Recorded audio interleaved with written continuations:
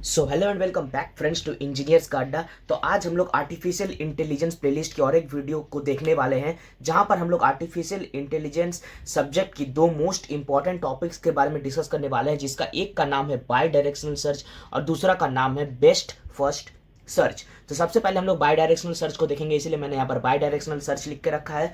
और इसके बाद हम लोग देखने वाले बेस्ट फर्स्ट सर्च, जो कि मैं आप लोगों को एक एग्जांपल के साथ बहुत ही अच्छे इन डिटेल्स में आप लोगों को समझाने वाला हूं। तो अगर आप लोग मेरे चैनल पे पहली बार आए हैं तो चैनल को सब्सक्राइब कीजिएगा, इस वीडियो को लाइक एंड शेयर कीजिएगा। तो चलिए we roll into our intro.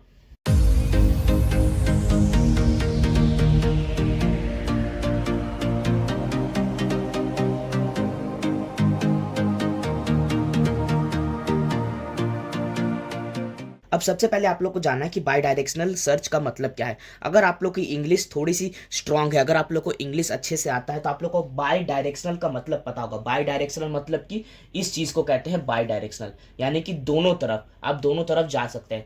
तो बाई डायरेक्शनल यानी कि दोनों तरफ, और सर्च, सर्च यानी कि सर्चिंग। तो हम लोग क्या करते हैं, हम लोग हमेशा ऐसे ट्री में सर्च करते हैं, हम लोग हमेशा स्टेट स्पेस सर्च को फॉलो करते हैं। यहाँ पर ऐसे ट्री बनाते हैं और उस ट्री में हम लोग क्या करते हैं, सर्च करते हैं।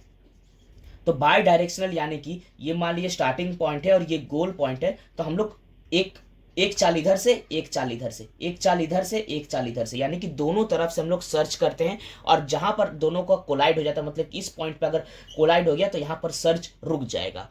और सर्च रुकने के बाद क्या होगा, हम लोग चेक करेंगे कि गोल स्टेट से, यहां पर तो नहीं हो रहा है, लेकिन अगर मान लीजिए कि गोल स्टेट से और स्टार्टिंग स्टेट से जो जो स्टेट्स कॉमन मैच हुए, अगर कोई स्टेट कॉमन मैच हुआ है, जैसे कि गोल स्टेट से भी ये वाला नोड विजिट हुआ है और स्टार्टिंग स्टेट से भी ये वाला नोड विजिट हुआ है, तो यही है मेरा आंसर, यही है मेरा आंसर।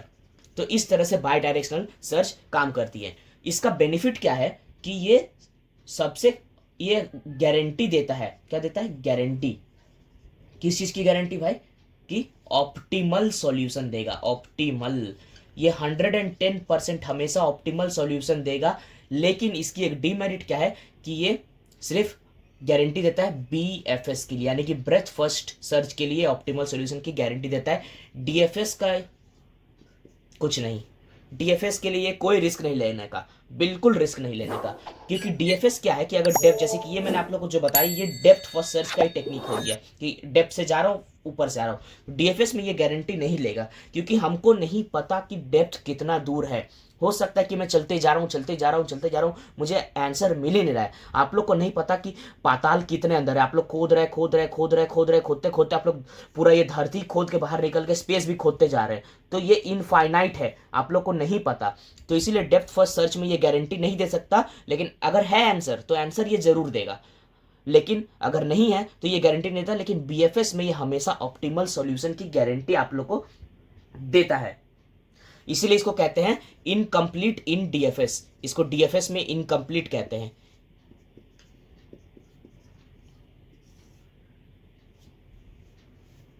एल्गोरिदम कैसे स्टार्ट होता है कि एक होता है हमारा इनिशियल स्टेट और एक होता है हमारा गोल स्टेट, यानी कि फाइनल स्टेट। दोनों तरफ से हमारी सर्चिंग चालू रहती है, धन धनाधन, धन धनाधन, दोनों तरफ से सर्चिंग हमारी चलते रहती है। ये हम लोग का मीन्स कहाँ पर यूज होता है, जहां पर हमारा सर्च स्पेस, यानी कि जो सर्च स्पेस है ये बहुत ही ज्यादा है, बहुत ही हाई है। यानी कि सर्चिंग करने के लिए यहाँ पर इतने सारे नोड्स नहीं, यहाँ पर करोड़ों नोड्स है, मीन्स लैक्स ऑफ नोड्स है जहां पर है। और वहां पर हम लोग बीएफएस लगा के सर्च कर रहे हैं, तो वहां पर हम लोग यूज करते हैं ये बाय डायरेक्शनल सर्च, ताकि ये हम लोग का क्या करता है, मैंने कहा कि ये हमेशा टाइम कम लेता है, सबसे लीस्ट टाइम लेता है सर्च करने के लिए। इसकी टाइम कॉम्प्लेक्सिटी क्या है, 2 × B⁻D/2। D/2 यानी कि D यहाँ पर क्या है, ये नोड्स है। आप लोग मीन्स देख ही सकते हैं कि 1 2 3 4 5 6 नोड्स को ट्रैवर्स करने में कितना टाइम लगा, 1 2 3। अगर ऊपर से जोड़ेंगे, नीचे से जोड़ेंगे तो भी 1 2 3 4, यानी कि तीन टाइम लगा। ये ज्यादा है तो 3 टाइम लगा दोनों तरफ से हम लोग को सर्च करने में। तो D/2 यानी कि 6/2 दैट इज 3। तो ये होता है इसका टाइम कॉम्प्लेक्सिटी। आप लोग चाहे तो अपना आंसर में लिख सकते हैं और इसको हाईलाइट भी कर सकते हैं। ये हम लोग का जनरली कहां पर यूज होता है, ग्राफ थ्योरी में हम लोग इसको यूज करते हैं, ग्राफ थ्योरी। और जहां पर हम लोग को गोल स्टेट पहले से पता हो या फिर गोल स्टेट इज नोन, तब हम लोग ये टेक्निक यूज करते हैं और बेधड़क यूज करते हैं एकदम।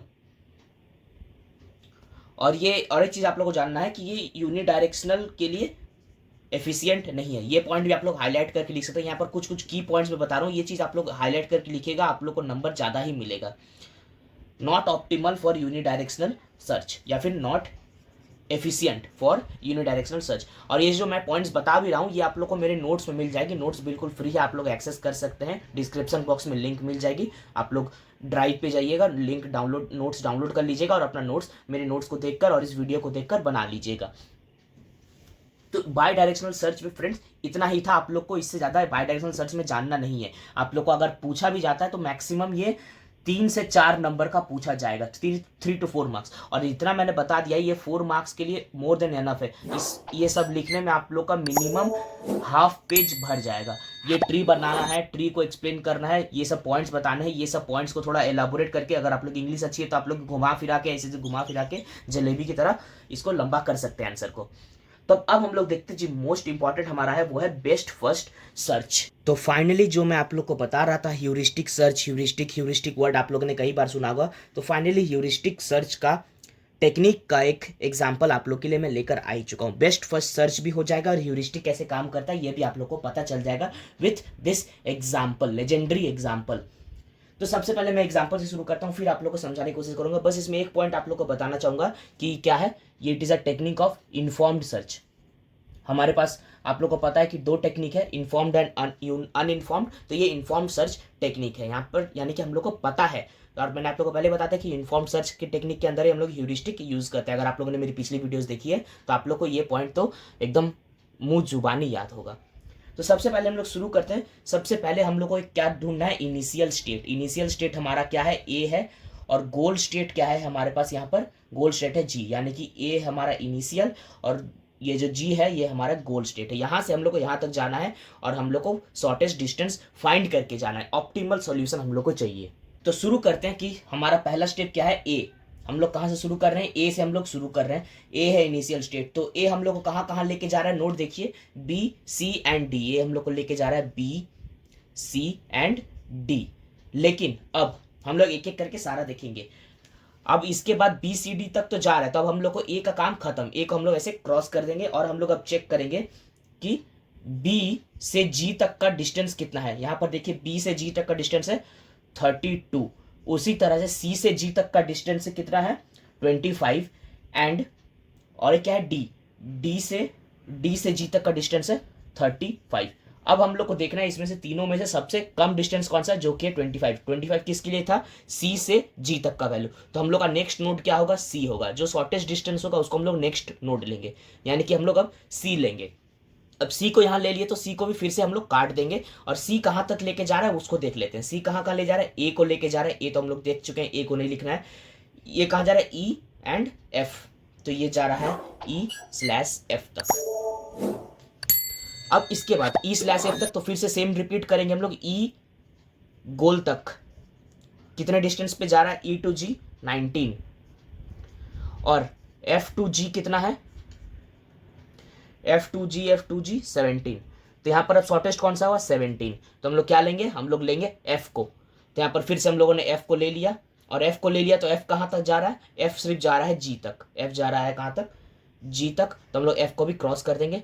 अब F G जा रहा है G तक और फिर से क्या करेंगे, हम लोग G से G तक ही जाएंगे, जो कि हम लोग पिछले स्टेप्स फॉलो किए थे वही करेंगे। G से G तक का डिस्टेंस कितना है 0, यानी कि 0 मिल गया, यानी कि हम लोग गोल स्टेट पर पहुंच गए। अब हम लोग एक ही हमारे पास G है तो यहाँ पर हम लोग G पे पहुंच गए। तो ये हमारा हम लोग आ चुके हैं फाइनल स्टेट पर। तो अब हम लोग को कैलकुलेट करना है टोटल डिस्टेंस और शॉर्टेस्ट डिस्टेंस। शॉर्टेस्ट डिस्टेंस क्या क्या हुआ, हम लोगों ने क्या क्या कट किया हुआ है, G फिर F फिर C फिर A। तो हमारा फाइनली आंसर क्या आ गया, GFCA। This is our final answer. इस रूट से हम लोग को सबसे शॉर्टेस्ट डिस्टेंस मिलेगा, G then F then C then A। Calculate करते हैं 14 10 24 एंड यहाँ पर डिस्टेंस ही नहीं, यहाँ पर डिस्टेंस मान लीजिए 5 24 5 29 में हम लोग पहुंच जाएंगे।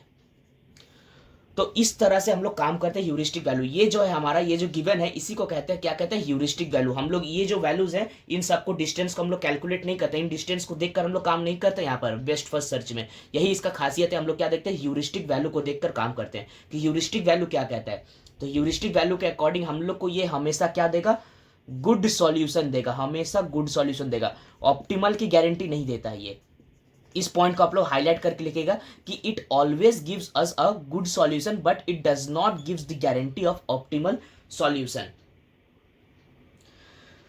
तो इस एग्जांपल के साथ मैं उम्मीद करता हूं कि आप लोग का बेस्ट फर्स्ट सर्च का total technique, total idea clear हो चुका है कि कैसे काम करता है। मैंने आप लोग को एग्जांपल बता दिए, पॉइंट्स बता दिए, ये जो मैंने आप लोग को एक्सप्लेन किया है, इसी चीज़ को, ये एक एक चीज़ को, इस चीज़ को आप लोग को पॉइंट वाइज आंसर में लिखना है, उसके बाद ये एग्जांपल देना है। इससे क्वेश्चन आते हैं, मान लीजिए आपका 7 मार्क्स का क्वेश्चन आता है तो आप लोगों को मिनिमम 1.5 पेज लिखना है, 1 से 1.5 पेज तक आप लोग को टोटल 7 मार्क्स मिलेंगे। अगर आप लोग इस एक एक पॉइंट को, जैसे कि ए को लिया, फिर जो विजिट हो गया उसको कट कर देते हैं, उसके नेक्स्ट नोड्स को हम लोग ट्रैवर्स करते हैं, नेक्स्ट नोड से हम लोग देखते हैं गोल स्टेट्स, फिर जो शॉर्टेस्ट डिस्टेंस होता है उसको नेक्स्ट नोड कंसिडर करते हैं, फिर उसको विजिट करते हैं, विजिट करते ही उसको हम लोग काट देंगे और उसके जो जहां तक जा रहा है उससे गोल स्टेट तक हम लोग कैलकुलेट करेंगे। इस तरह से आप लोग को आंसर पॉइंट वाइज लिखना है, फिर ये एग्जाम्पल देना है, इस एग्जाम्पल कैसे सॉल्व करके दिखाना है। आप लोग का मिनिमम 2 पेज जाएगा ये आंसर, और ये एग्जाम में काफ़ी दफ़ा पूछा गया है। तो इस टॉपिक को बिल्कुल भी इग्नोर ना करें, नेग्लेक्ट ना करें। मैंने बहुत ही अच्छे से